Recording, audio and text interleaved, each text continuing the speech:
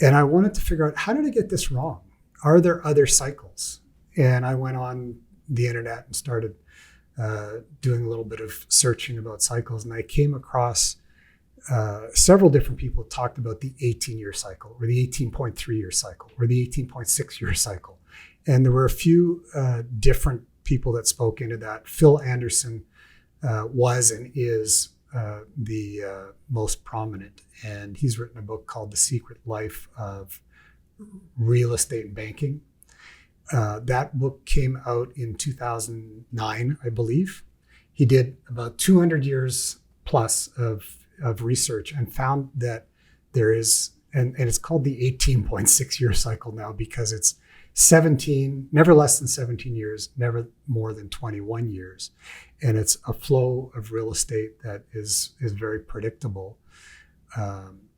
And I picked up that book, which wasn't easy to find. I think it's a little easier to find now, and read it and was convinced that there's a longer than the business cycle, maybe a couple of business cycles in there, that will drive real estate.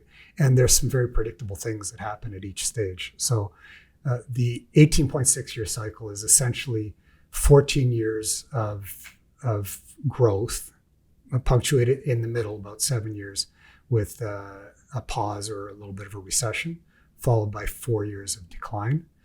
And for listeners, I really want to encourage them to do their own research and find out where we are on that cycle.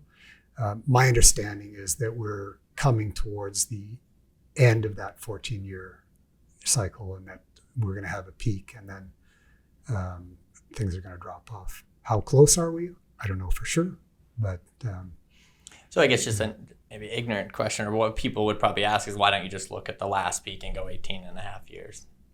Should be right in there, right? Well, you could, except that 18.6 is an average, so you could be off by a couple of years, and it could be a problem. But